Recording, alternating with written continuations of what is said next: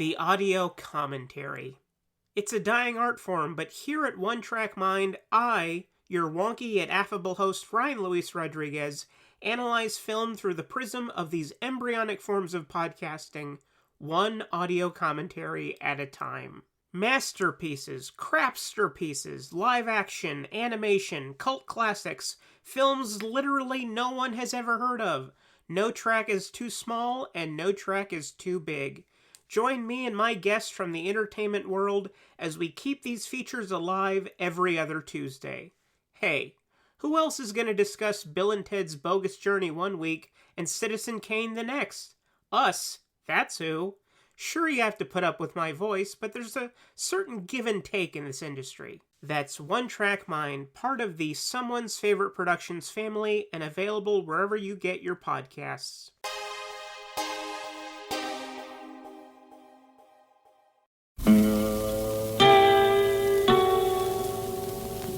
Hello, filthy movie lovers. My name is Gentry Austin. And I'm Casey Scott.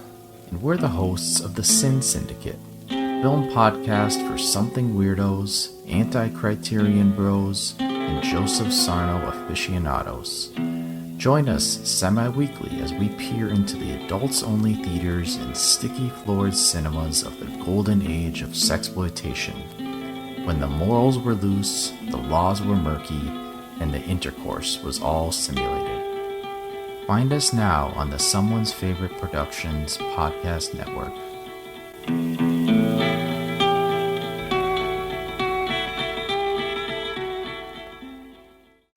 Good evening, and welcome to Night Gallery. Thank you, Rod. And I want to welcome everyone to Midnight Viewing, where once a month we talk all about your follow-up to The Twilight Zone, Rod Serling's Night Gallery. They say it's Rod Serling's Night Gallery, and it isn't really Rod Serling's Night Gallery, it's somebody else's. Oh, we know. We talk about it a lot. Your curators at Midnight Viewing are the projection booth's Mike White. What can happen to human beings when trust is wiped out by suspicion? And CultureCast's Chris Stashew. Small boy encased in a crystal ball. And I'm Father Malone. The kind of thing that usually infests nightmares. Join us monthly at Midnight Viewing, the Night Gallery podcast at weirdingwaymedia.com. Doesn't remotely belong to me. I have no proprietary interest in that at all. Weirding Way Media.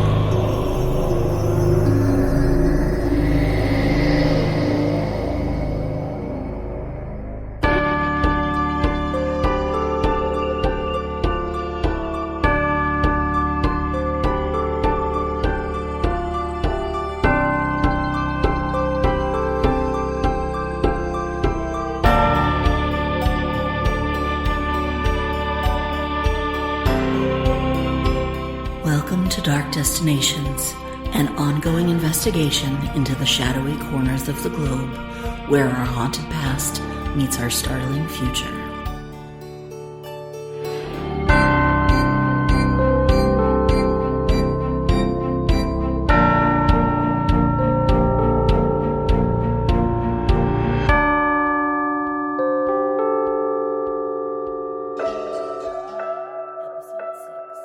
A dream is a wish your heart makes. So sang Eileen Woods as Cinderella in the eponymous 1950 film. That's not the only wishing the Walt Disney Company encouraged. In Pinocchio, we were told that when you wish upon a star, those dreams come true. Have you ever made a wish? Silly question. Of course, we all have. Whether it be what the old Twilight Zone called a big, tall wish, destined to change your entire world, or as casually as responding to a proposal with, I wish. A wish can set gears in motion, propel a simple need into a welcome reality. Back in the 1920s, a fellow named Otto Rohwedder no doubt wished for a loaf of bread that was already sliced. Thanks to that spark and his determination to see it through, an unsliced loaf is now the exception and not the rule. You can ritualize them, tossing a coin in a fountain, whispering it into a well, or just shut your eyes and want with all your might. Wishes for a long life, wishes for a different life, for true love, for a shot at glory. If you were to stop and ponder how often you make a wish, you'd be startled. There have been cautionary tales about them. Malevolent genies and cursed monkey's paws come to mind. But we all know deep down we'd succeed where others fail. Or would we? Greetings and welcome to you all My name's Joseph Hooks. Father Malone at Dark Destinations has tasked me with investigating a town that knows full well the measure of wishing, both good and ill. And I've done so during a season that seems as if it were designed for wishes, Christmas. So join me, if you wish, on our journey to a sleepy hamlet nestled near the Finger Lakes of upstate New York, Bedford Falls. Here on Genesee Street, downtown Bedford Falls, the light poles are already festooned with glittering, sparkling Christmas decorations. The trees that bisect Genesee, running in a row, single file, where a double yellow line would be in most main streets, have been each wrapped in hundreds of multicolored bulbs. They're lit up now, even though by my watch it's only 2 in the afternoon. The sprawl and urban decay that have set in most small-town America is absent here. Sure, there's a Starbucks on the corner of Washington Street where an old department store used to reside, and the stoplights burn with LEDs instead of incandescent bulbs, but not much has changed here in the past century. Snap a picture anywhere in town, and you could sell it as a postcard demonstrating how Americana and Christmas are meant to appear. And they do. Postcards of this winter wonderland can be purchased at a modest price inside Gower's Pharmacy, an institution that's been in operation since the turn of the last century.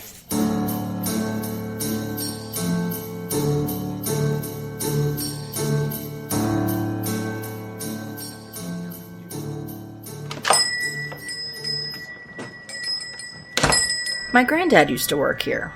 He swept up and ran errands. He even made phosphates at the soda fountain, which you can see is still in operation. You should try the lime Ricky, it's so good. That's Louise Bailey, though everyone calls her Lulu, discussing her grandfather, George. We met inside Gower's Pharmacy, where I can safely concur that the lime Ricky is delicious, to discuss her grandfather's curious interaction some 80 years ago. Now, it was your grandfather that really brought the concept of wishing to reality. It started with him, correct? Let's say he popularized it.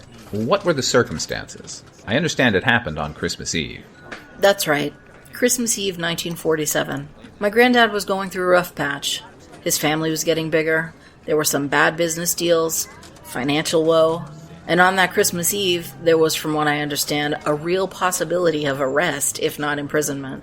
He ended up on the old toll bridge intending to, well, There are conflicting accounts about what happened next, but the consensus is that he pulled a man who was drowning out of the canal. His name was Clarence, the drowning man, and he was with my granddad when he made his wish.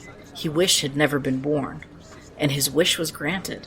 He got a vision of what the world would be like without him, and he said that it was so horrible that he begged to have his life back, which was also granted to him. A lot of people didn't believe him, of course. My grandmother, in particular, thought he had just one too many bourbons over at Martini's and dreamt the whole thing. But my mother never had any doubt that he was telling the truth. George Bailey was too good a man to lie. Whatever anyone believes about the wish doesn't really matter now. We know that wishes are real. It's the part about Clarence that people debate. Granddad said that Clarence was an angel, sent from God, and I believe him. Seriously, who'd make up a story about being visited by an angel and then name him Clarence?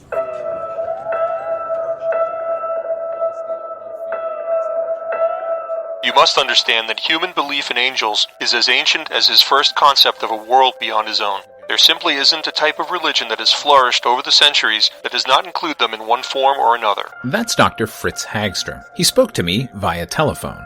He's Professor Emeritus of Divinity at Whittier College, a Southern California secular institution of higher learning that can be found, amusingly enough, in a county literally named The Angels. The modern conception of an angel, both physically and motivationally, is stitched together from all these religions. Islam provided them wings. Neo-Aristotelian thought showed the breadth of their power. Hebraic tradition gave us the notion of their being emissaries and warriors in God's service, with Michael as the leader of his army, Gabriel as his embodiment of justice. Those are the only two I'd like to point out given names in the Old Testament, since an innumerable amount have been named, but in all my reading I've yet to encounter an angel named Clarence. That's a new one. As to the business of granting wishes, seems more the domain of the jinn from the pre-Islamic Arabian tradition, but it isn't without the realm of possibility. If you believe angels to be the personification of the will of the divine, then they'd be imbued, barring certain limitations, of course, with any power imaginable. If God can create the world, a wish must be, if you'll pardon the colloquialism, small potatoes. And what might those limitations be? Too many to name in one sitting, though certainly the most inviolate would be angels cannot usurp the throne of God. Such a coup was attempted, and as you know, they didn't fare well afterward.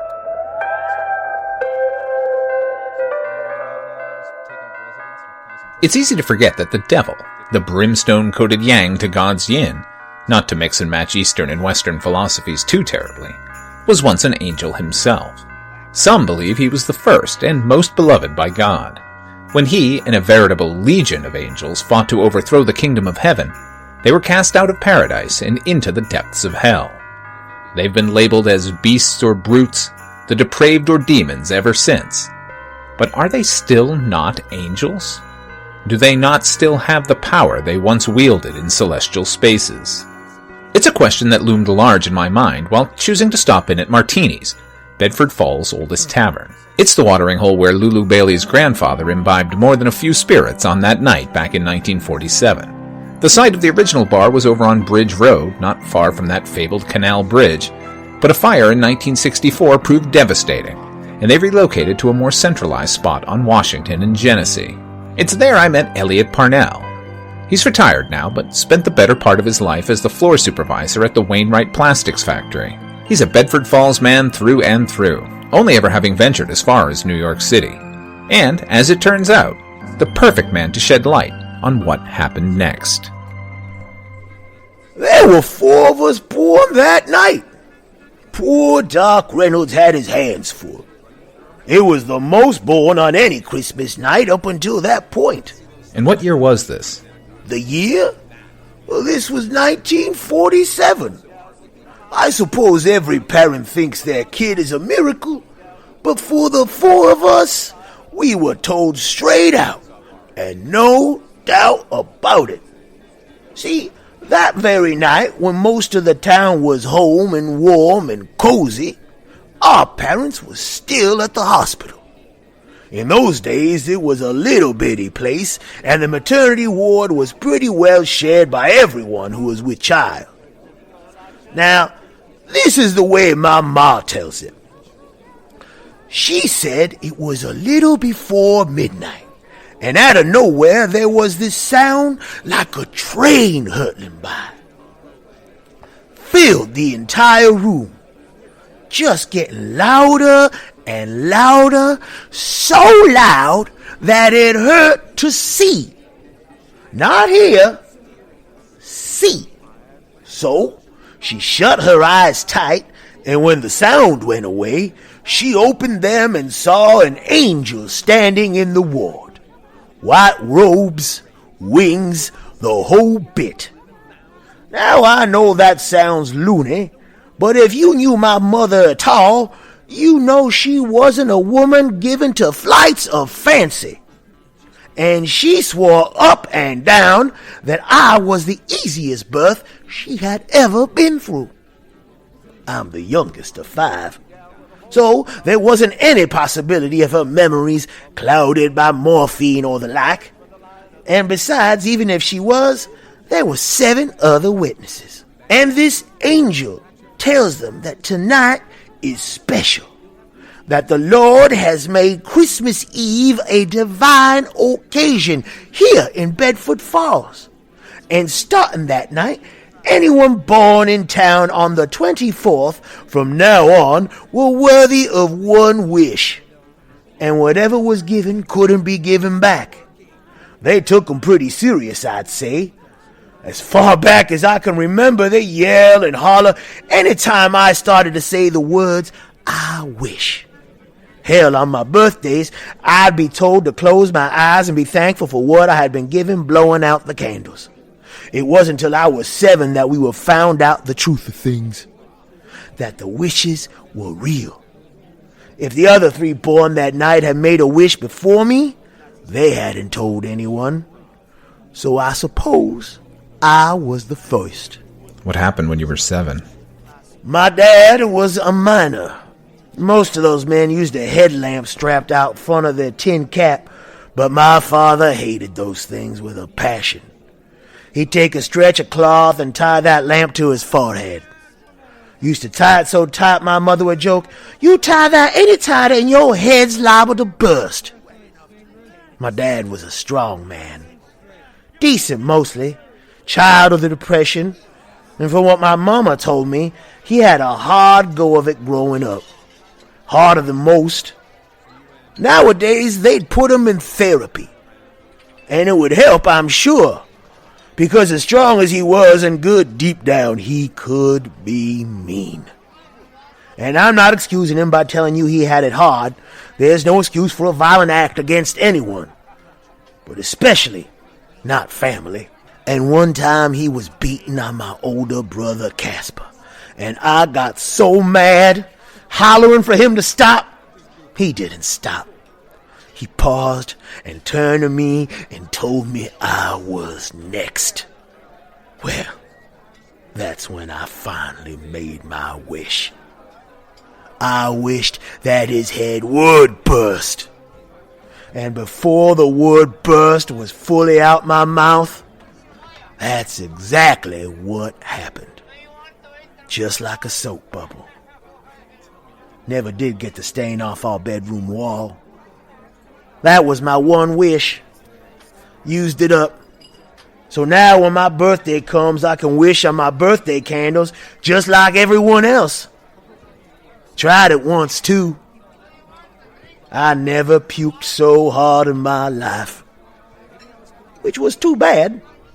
That was a good-looking cake.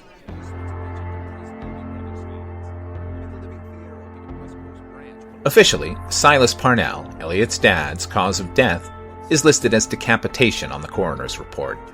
It's neatly typed, followed by the date. In the notes section beneath, a fountain pen has scrawled 2 words: spontaneous combustion, followed by 2 question marks. I would have liked to talk to the other 3 children born on the same night as Mr. Parnell back in 1947, but they've all passed away. Luckily, there have been plenty of children born on Christmas Eve in Bedford Falls in the years following. And while many flat out refused any and all contact, I exchanged emails with several and was able to talk by phone to many more. Though both groups agreed I could share their stories under the condition I not record their voices or divulge their names. And most of their stories are actually quite sweet, happening when they were young enough that the most they could ever wish for was a new puppy, or a video game, or a better home for their family. Selfless wishes as light as gossamer. Seemingly without repercussion. No EC comic-style twist like the new home becomes reality thanks to a relative dying at the same moment the wish was spoken. Which is not to say there were no stories without menace.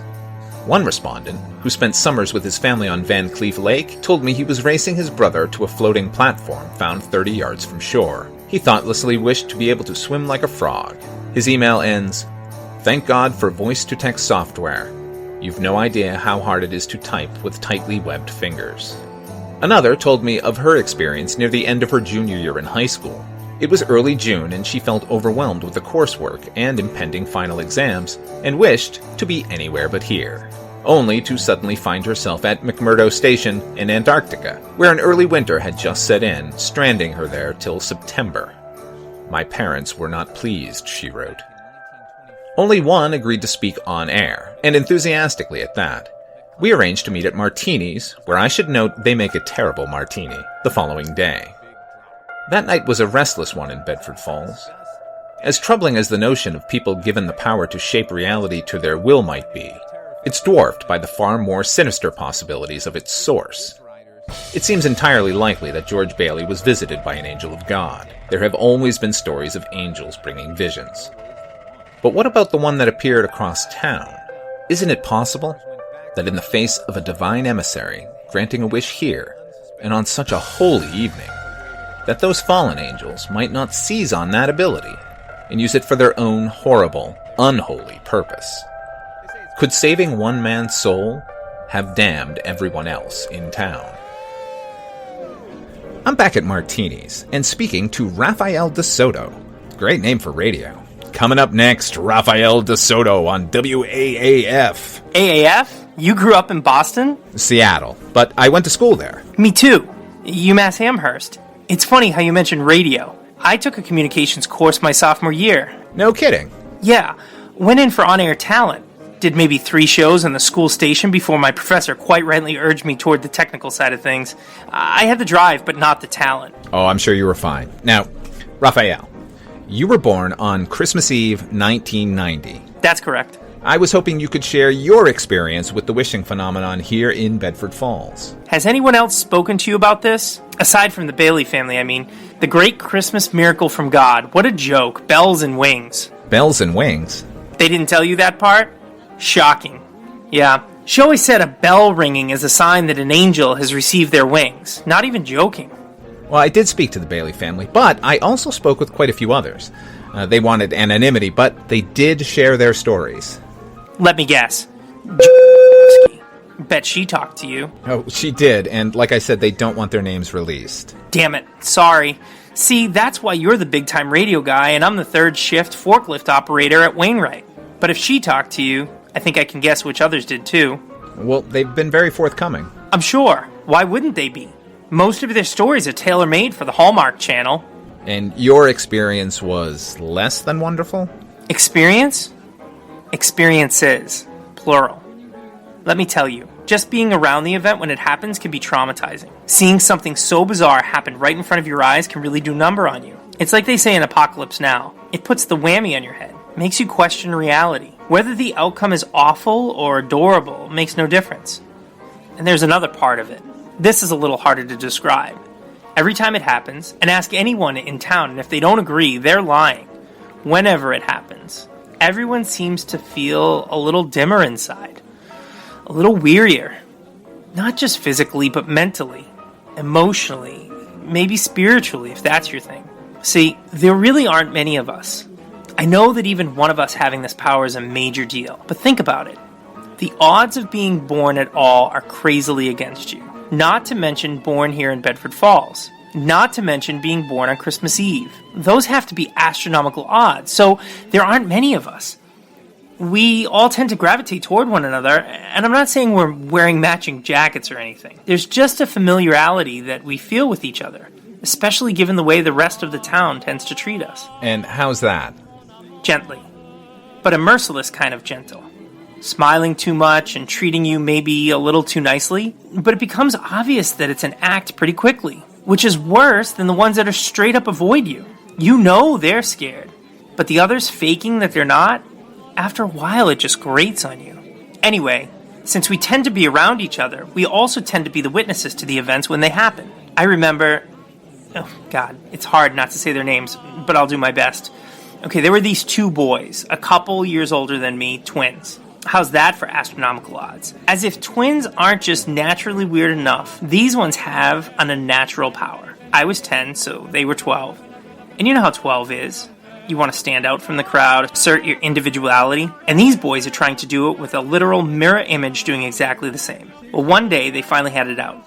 There was a group of us behind the high school football field, and these 2 are rolling around on the ground, punching, kicking, screaming at each other. How they were sick of each other, sick of sharing everything. Then they were back on their feet, and it happened.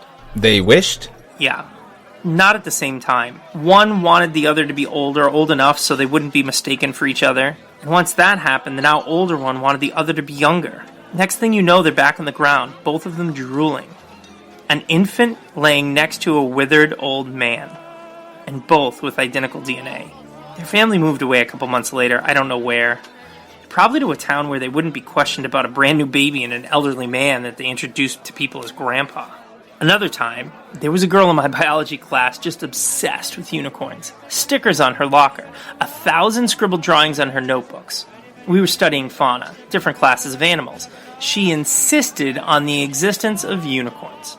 Our teacher disagreed, and not very nicely, which is how Bedford Falls ended up with the world's only unicorn racing down the halls of BF High School and onto New England Street and out in the forest. You'd see him every once in a while.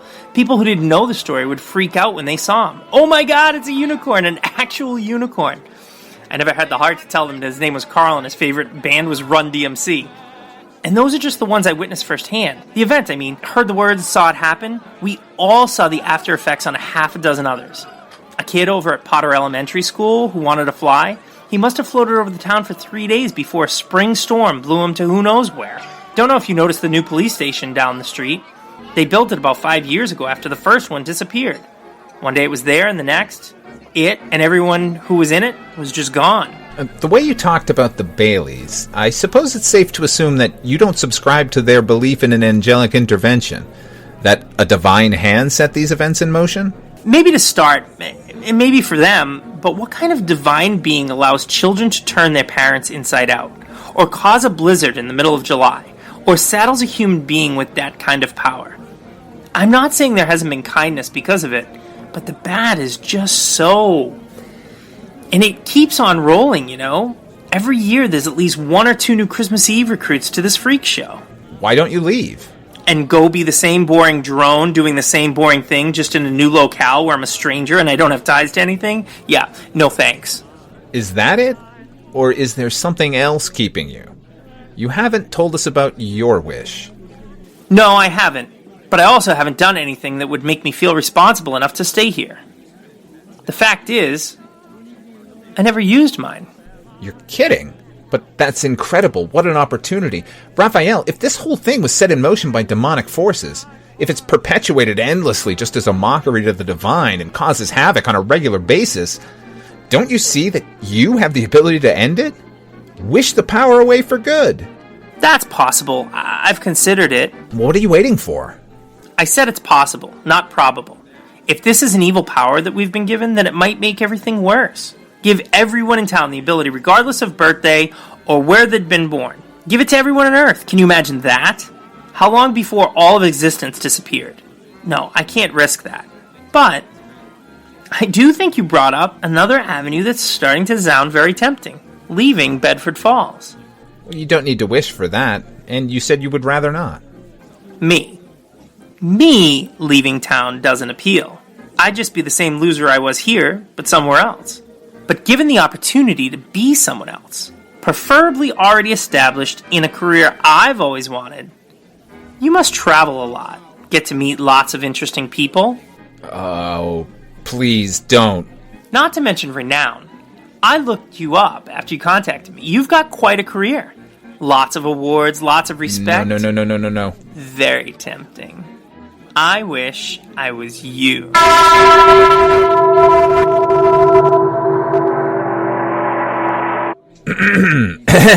Interesting. Well, so ends our investigation here in Bedford Falls. Thank you for tuning in. This has been Joseph. Joseph Hooks, your intrepid reporter, wishing all of you a very Merry Christmas. God bless us, everyone.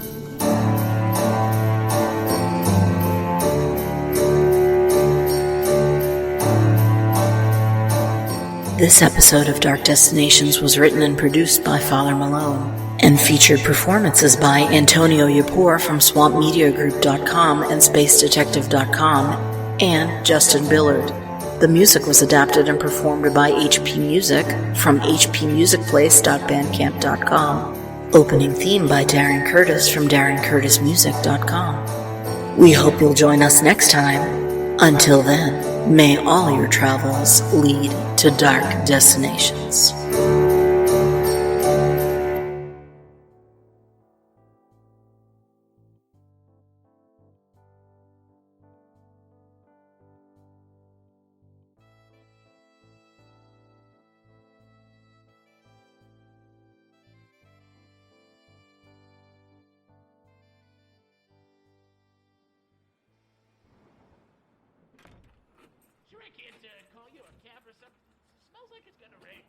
Nah, it's walkable. Thanks for putting up with me past last call. Let me give you a ride. Not necessary, barkeep. Suit yourself. Just walk fast, okay? If anyone says anything, you ignore them and keep walking. Gotcha. No chit-chat, just pitter-pat. Good man. I don't know about that.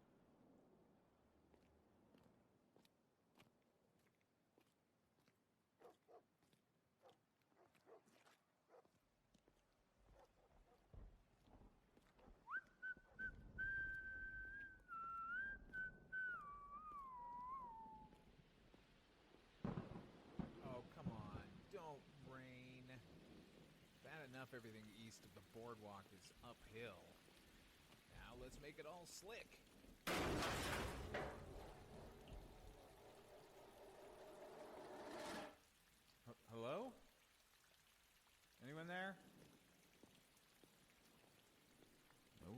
get jumpy. Just a few more blocks.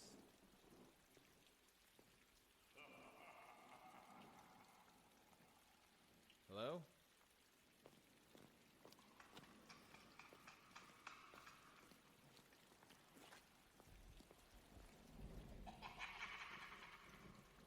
Glad you're having fun, punk.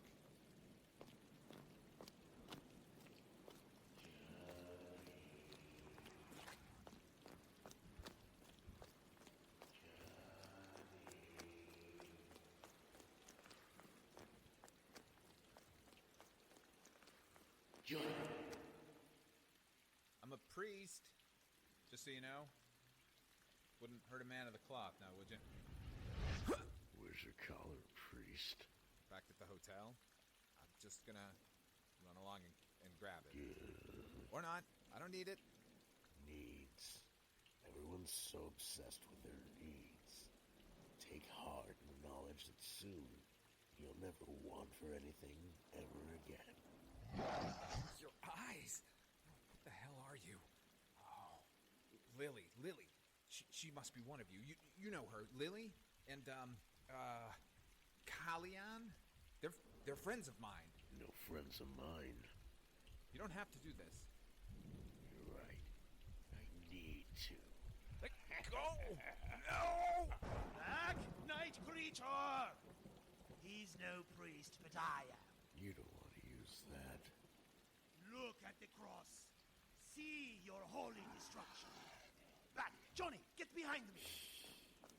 Holy man with a little cross. My eyes are closed now, priest, but I can hear you, and I'll find you. You and your useless cross. When I get my hands on you, kill you slow. Yes, follow my voice. Sancta Maria, What are you doing? Mater Domi Nostri, Stop! ora pro nobis peccatoribus, Burn! nun init ora mostri nostra.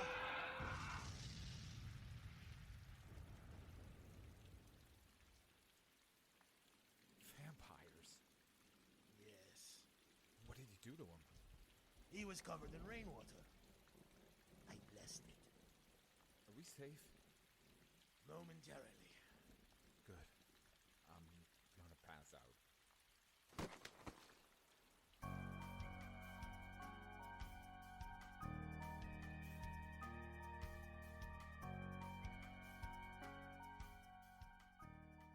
This episode of Dark Destinations was written and produced by Father Malone and featured performances by Antonio Llapur, Harris Porter, Dakota Sky, Matt Shaffey-Rudin, Chris Stashu, and Drew Beddow. Music by HP Music. Until next time, may all your journeys lead to dark destinations.